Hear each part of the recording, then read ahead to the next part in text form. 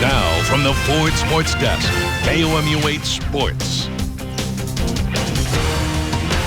Good morning, everyone. St. Louis was shut out in Game 1 of the NLCS by the San Francisco Giants.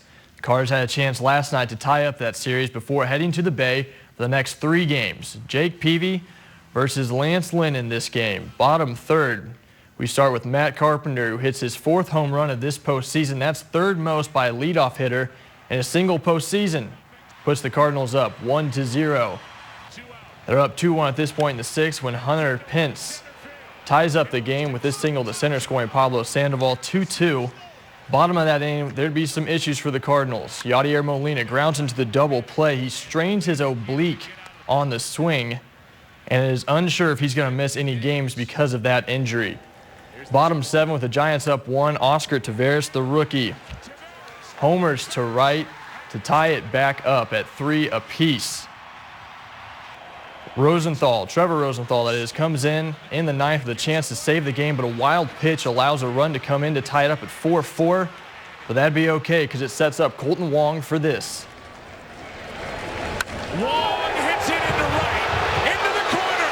Game over. So the Redbirds walk off with a 5-4 win. Here's Wong after the game.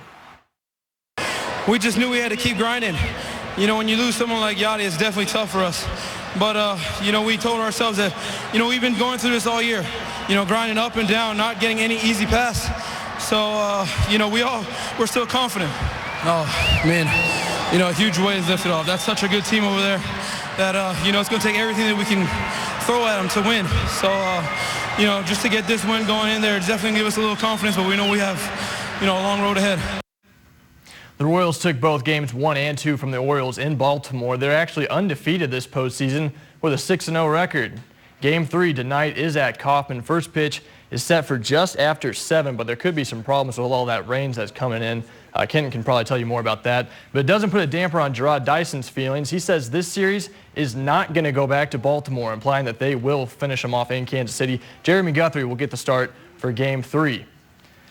And then the Rams are back at home after a loss to the Philadelphia Eagles last week. St. Louis will play the San Francisco 49ers in the Monday Night Football matchup. That game is set to start at 7:30.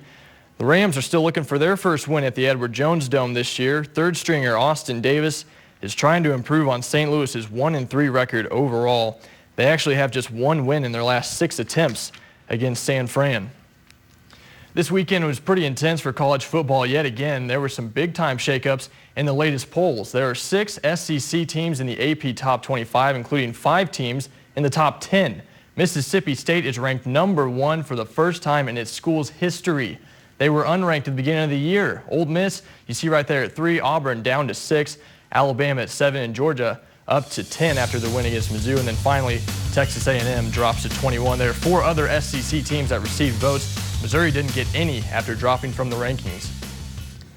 We have just 1 week left in the regular season for Friday Night Football before districts start. Here are the Play of the Week nominees for Week 8. Play number 1, Camdenton's running back Josh Martin. A strong run here, part of a 337-yard rushing effort over Joplin in that win. Play number 2 comes from Liberty and Hickman. Hickman running back Elijah Crum. An 85-yard touchdown run gives Hickman the 34-30 win. That's the Cupid's first win of the season. Finally got here. And then lastly, the third play, Hallsville at Eldon. Hallsville quarterback Joey Forge throws it long. And Skylar Creed's going to lay out for this catch near the goal line. Hallsville gets their first ever win over Eldon in his program's history. You can log on to KOMU.com and vote for your Friday Night Fever plays. So the Cards and Royals fans staying pretty happy, but tonight's game still a little touchy with all that rain that's coming in. Who knows what will happen with that? I know. It's scary because, you know, if you have tickets for Game 3, then you see it pushes. You see Game 3. Yep. You know, you don't go the next. You go the next night, and then so on and so forth. So everybody's schedules. If you picked your game based on that day, don't want those games pushed back. Yeah, make a big difference. All right, Huge. we'll keep our fingers crossed. Thank you.